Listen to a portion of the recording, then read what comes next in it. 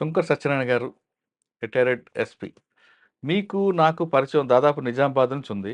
నిజామాబాద్‌లో తక్కువైనా మిమ్మల్ని డైరెక్ట్‌గా ఎక్కువగా మీ పనిష్మెంట్ చూసేది వికారాబాద్, తర్వాత చందానగర్, సదాశివపేట. అప్పట్లో పోలీసింగ్ అంటే ఆ విధంగా ఉంది కాబట్టే ప్రజల్లో ఒక భయం, ఒక గౌరవం ఉందన్న విషయం మీతో పాటు నేను కూడా దానికి అంగీకరించాల్సిందే. అంటే రౌడిజం అలాగుండేది. దానికి ఆ పనిష్మెంట్ అలాగుండేవి. పబ్లిక్ కూడా యాక్సెప్ట్ చేసేవారు. అవును అనేది. ఇప్పుడన్నది పరిస్థితి మారిందనుకుందాం.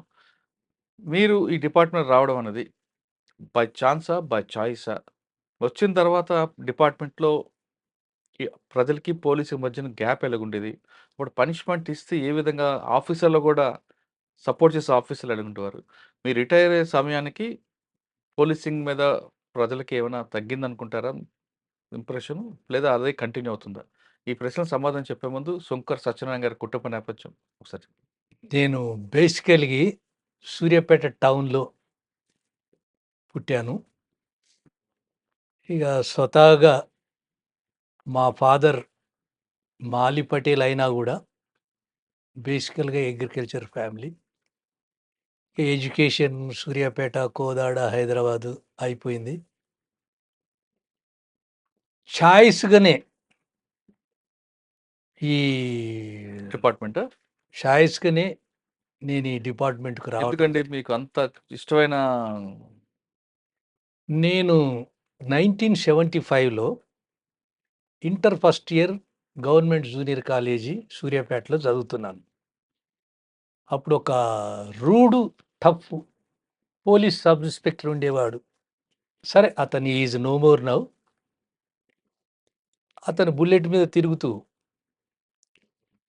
మామూలుగా కొట్టుడే గాకుండా లెగ్‌తోని కిక్ చేసేవాడు పిల్లల్ని. అంటే మా మా టైపు టీనేజర్స్‌ని.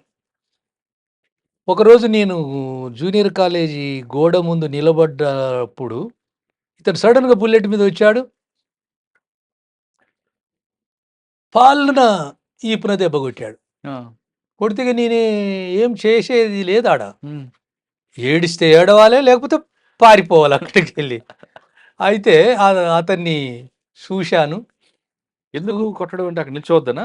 నిల్చోవద్దని అదొక రబ్బిష్. హుహు. ఇది బార్బేరియస్ పోలీసింగ్ అంటారది. అదే in order to show deterrence. Deterrence అంటే in order to terrorize that area. అరే! Sub inspector is like that అని. అంటే బ్రిటిష్ పోలీసింగ్ ఉంది అప్పుడు. పెట్టి పోలీసింగ్, రూడ్ పోలీసింగ్ హ్మ్. చెప్పొచ్చు. అది దానివల్ల డిటరెన్స్ ఆ రోజుల్లో ఉండేది. హ్మ్. అప్పుడేందంటే సబ్ ఇన్స్‌పెక్టర్ గూడా ఎమర్జెన్సీ 75 అంటే ఎమర్జెన్సీ మీకు గూడా హ్మ్. ఐడియా ఉంది. అవును. అప్పుడు ఈ టూ వీలర్స్ లేవు. సైకిల్లే మాక్సిమం. సైకిళ్ళని తీసుకుపోయి పోలీస్ స్టేషన్‌లో పెట్టేవాళ్ళు ఆ రోజుల్లో. ఇద్దరెక్కితే. ఇద్దరు, ముగ్గురెక్కితే. ఇద్దరెక్కినా పెట్టేవారు. నైట్ టైమ్ లైట్ లేకపోయినా పెట్టేవారు. పెట్టేవారు. అయితే అది జూసిన తర్వాత ఓవర్ పీరియడ్ ఆఫ్ టైమ్‌లో ఇంకా మామూలుగా తిరుగుతున్నప్పుడు, మన దైనందిన జీవితంలో తిరుగుతున్నప్పుడు ఇంకా కొంతమంది సబ్ ఇన్స్‌పెక్టర్‌లు గూడా మనకు తారసించిర్రు. వాళ్ళతోని మాట్లాడటం ఇదంతా జూసిన తర్వాత హ్మ్. మనం గూడా ఎందుకు don't we opt for sub inspector అని అప్పుడే మనం ఎడ్యుకేషన్ అయిపోగానే లక్కీలీ ఏపీపీఎస్‌సి. ది హుహు. Then APPSC. అంటే మాది first and last sub inspector recruited by only హుహు. ఏపీపీఎస్‌సి. ఆహా! దాంట్లో ఏవోతో ఒక మహానుభావుడు ఆంజనేయులు రెడ్డి గారు మీకు తెలిసే ఉంటుంది. అవును. ఆ మహానుభావుడు ఏం చేశాడంటే, పోలీస్ రిక్రూట్‌మెంట్ ఎందుకు చేయాలి? డైరెక్ట్ హ్మ్. మన ఏపీపీఎస్‌సి ఉంది గదా! ఒక ఏజెన్సీ. హ్మ్. దాంతోని చేయిద్దామని ఫస్ట్ టైమ్ దాంతోని చేయించాడు. అంటే ప్రిలిమినరీ, మెయిను, ఫిజికల్, ఇంటర్వ్యూ అన్నీ చేసుకొని అప్పుడు సెలెక్ట్ కావటం జరిగింది. నేను అప్పట్లో ఉమ్మడి ఆంధ్రప్రదేశ్‌లో గూడా ఐ గాట్ ర్యాంక్. హ్మ్. నాది 4థ్ ర్యాంక్ వచ్చింది. ఓకే.